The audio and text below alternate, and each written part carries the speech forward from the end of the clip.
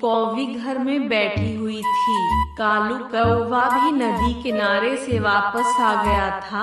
वो भी घर में बैठा हुआ था और कालू कौवा गोरी कौवी से बोलता है, अरे गोरी, ओ गोरी, तुम्हें मजा आया था उस अंडे को पीने में जो मैं जंगल से लेकर आया था। बड़ा मीठा मीठा था ना वो अंडा।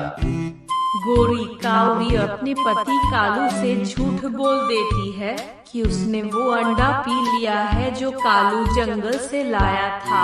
हाँ हाँ कालू, वो अंडा तो बहुत ही स्वादिष्ट था, लेकिन एक बात मेरी भी मान लो कालू, आज के बाद तुम कभी भी चोरी नहीं करोगे और न ही किसी पक्षी का कभी भी कोई अंडा चुरा के घर लाना, समझे तुम? क्योंकि मैं अब जान गई हूँ जब एक माँ का अंडा उससे दूर हो जाता है ना, तो कितनी तकलीफ उस माँ को होती है जिससे उसका अंडा दूर होता है, उसका दर्द क्या होता है अब मैं जान गई हूँ।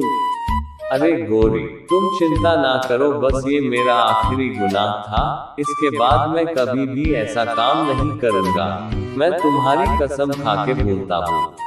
और फिर रात हो जाती है और कालू भी दिन भर का थका हुआ था और वह सो जाता है। लेकिन गोरी को नींद कहाँ आने वाली थी। वो चुपके से उठ के अंडे को गरमाइश देने के लिए उसके ऊपर बैठ जाती है। अगली सुबह किट्टू चिड़िया धूप में बैठी हुई मौसम का मजा ले रही थी और वह अपने दोस्त कबूतर का इंतजार कर रही थी और बोलती है, अरे आज अभी तक तो कबूतर आया ही नहीं, पता नहीं कहाँ रह गया।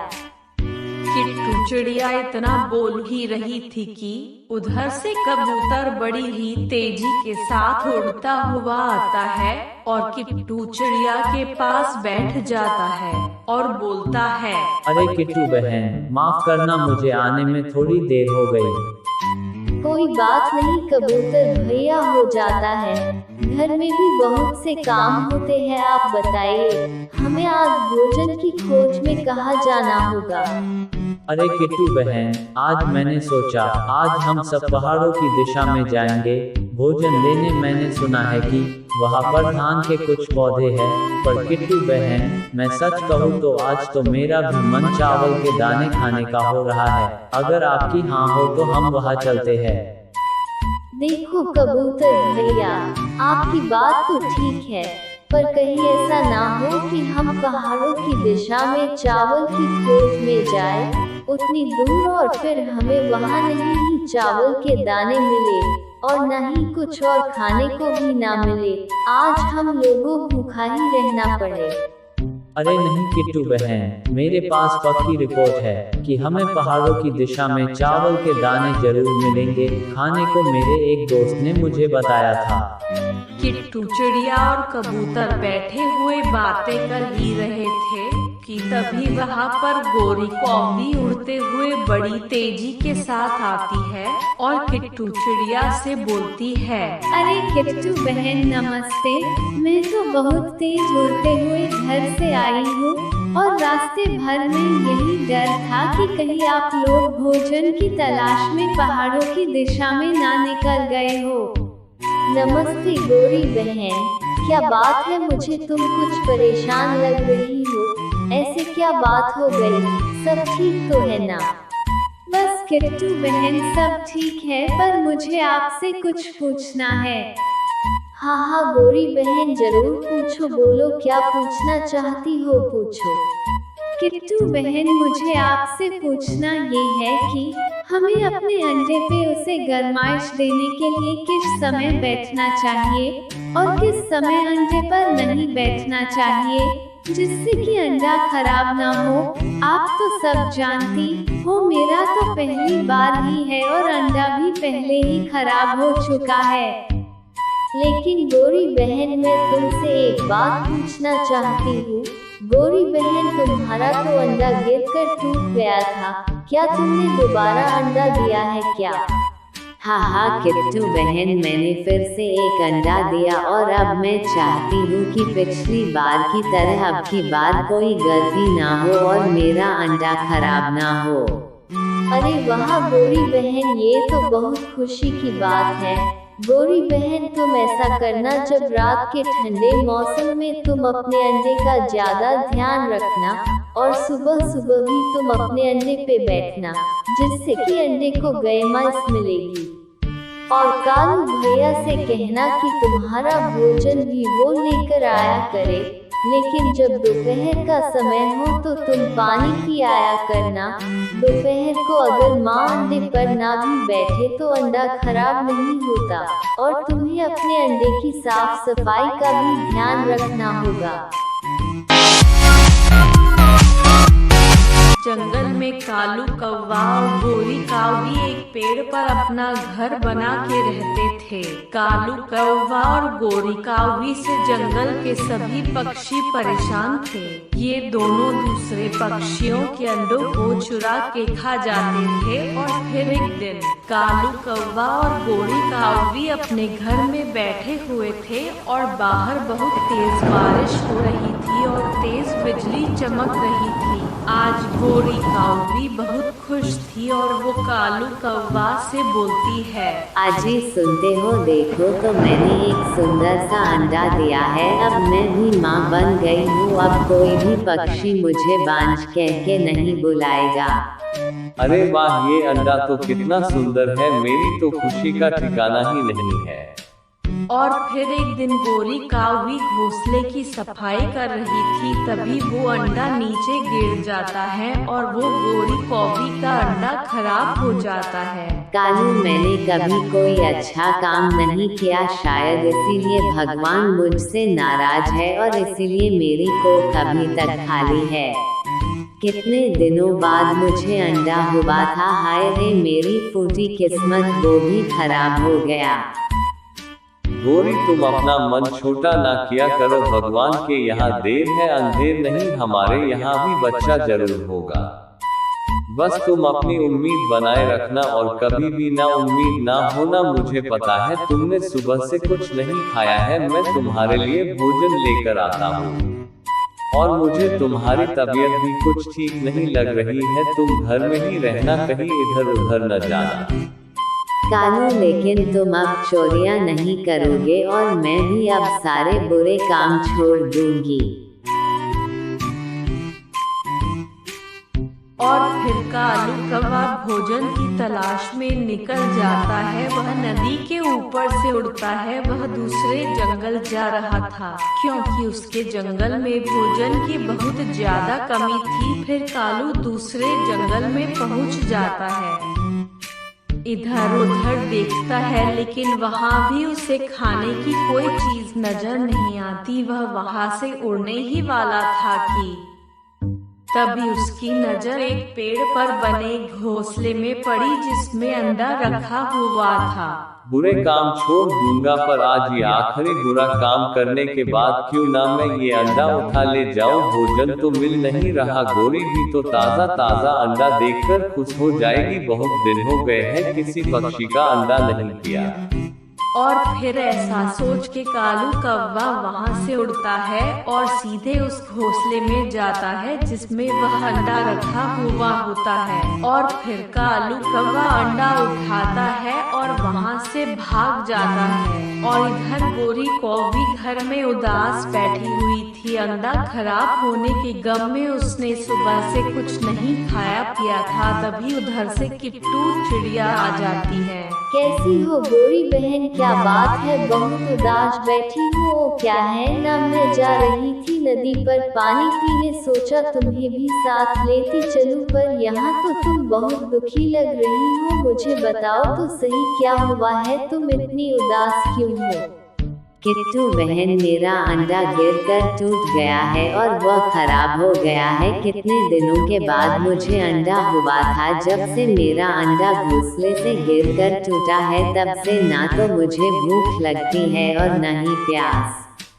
गोरी बहन, मैं तुम्हारा दुख समझ सकती हूँ, लेकिन ऐसे खाना पीना छोड़ दोगी तो कैसे चलेगा? तुम कैसे जिंदा रहोगी? हमें जिंदगी की तमाम मुसीबतों का सामना करना पड़ता है। दुख और सुख तो भगवान के दिए हुए होते हैं। आज उन्होंने तुम्हें दुख दिया है तो कल सुख भी जरूर देंगे। अगर आज तुम्हारा अंडा गिरकर खराब हुआ है तो देखना, भगवान तुम्हें ऐसी फिर से एक नए अंडे के रूप में एक नई खुशी देंगे, जिसे पाकर तुम अपने सभी पुराने दुख भूल जाओगी। बस तुम अपना मन ना छोटा करना। किट्टू, मैं बहुत समझाती हूँ अपने मन को, पर मैं क्या करूँ? मेरा मन है कि समझता ही नहीं। बार बार मेरा ध्यान अपने अंडे की तरफ ही जाता है। अब तुम ही बताओ मैं क्या करूँ? कैसे समझाओ अपने मन को? पर गोरी बहन, तुम अपना ख्याल रखना। अब मुझे भी जाना होगा, क्योंकि कबूतर नदी पर मेरा इंतजार कर रहा होगा। नदी पर पानी पीने के बाद हम दोनों को भोजन की खोज में एक कठिन जंगल को जाना होता है। और फिर इतना कहकर किट्टू चिड़िया वहाँ से चली जाती है। और फिर उधर कालू कौवा उस अंडे को पैरों में दबाए हुए था जो वो उस घोंसले से चुरा के भगा था। वो बहुत तेज उड़ रहा था। वो तो नदी पर भी नहीं रुकता, वो उड़ता हुआ अपने घोंसले में पहुँच जाता है। अरे कालू, तुम ये अंडा कहाँ से ले आए हो? और ये किस पक्षी का अंडा है? किस माँ की कोख उजाड़ आए हो? तुम बताओ।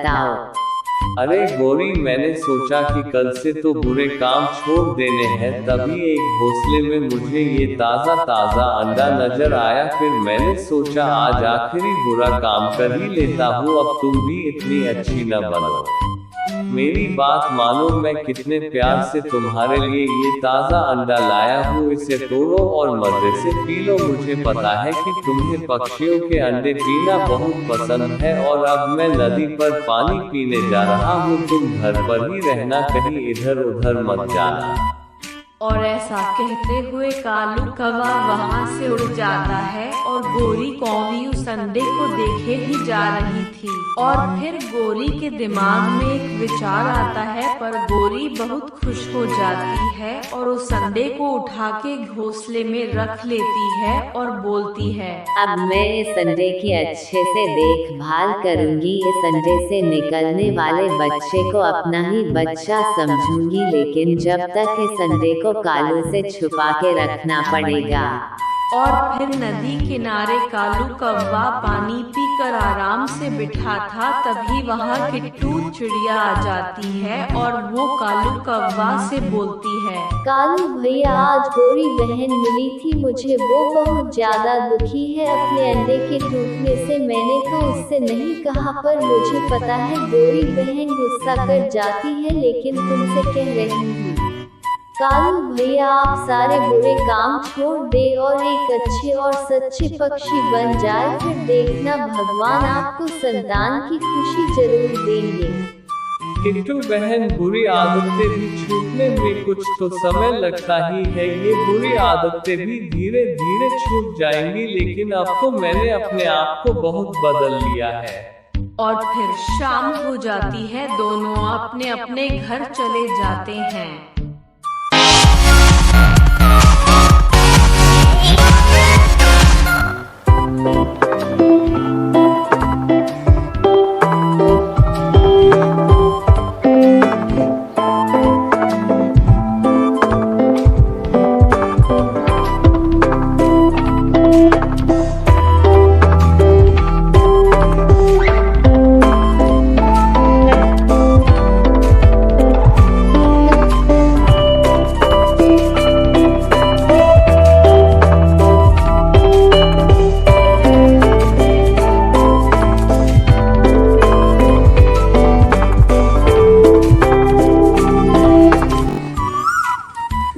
घड़ों की कहानी।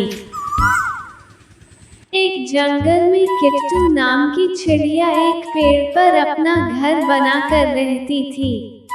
और उसके पास एक छोटा सा खेत भी था, जिसमें वह सुंदर सुंदर फूल उगाती थी।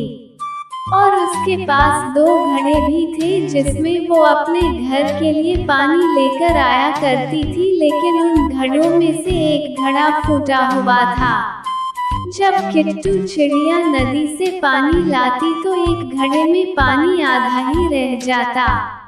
फूटा घड़ा बहुत ही ज्यादा शर्मिंदा रहा करता था क्योंकि वो आधा पानी ही घर पहुंचाया करता था और दूसरी तरफ दूसरे घड़े को बहुत ज्यादा घमंड था क्योंकि वह पूरा का पूरा पानी घर लाता था।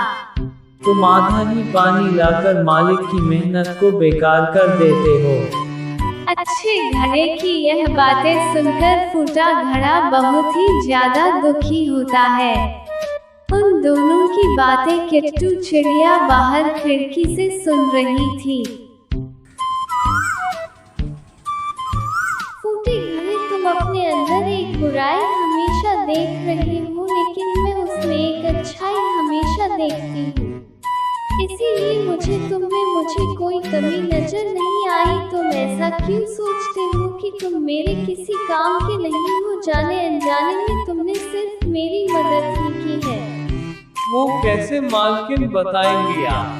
हर रोज जब मैं नदी से पानी भरकर वापस आती हूँ तो तुमसे जो पानी गिरता है उससे फूलों को उगने में मदद मिलती है, तो तुम कैसे कह सकते हो कि तुम मेरे किसी काम के नहीं हो? तो इन सब बातों में आपकी मदद कैसे हुई? वो इस तरह से जो फूल उगते हैं उन्हें मैं बाजार में बेच देती हूँ, जिससे मुझे अधिक धन प्राप्त हो जाता है। उस धन से मैं खेती के लिए अच्छे और अधिक बीज खरीदती हूँ, जिससे मेरी खेती और ज्यादा होती है। इसलिए तुम कभी भी अपने आप को किसी से कम मत समझना। इस कहानी से हमें यह शिक्षा मिलती है कि हमें अपने आप को किसी कम नहीं समझना चाहिए।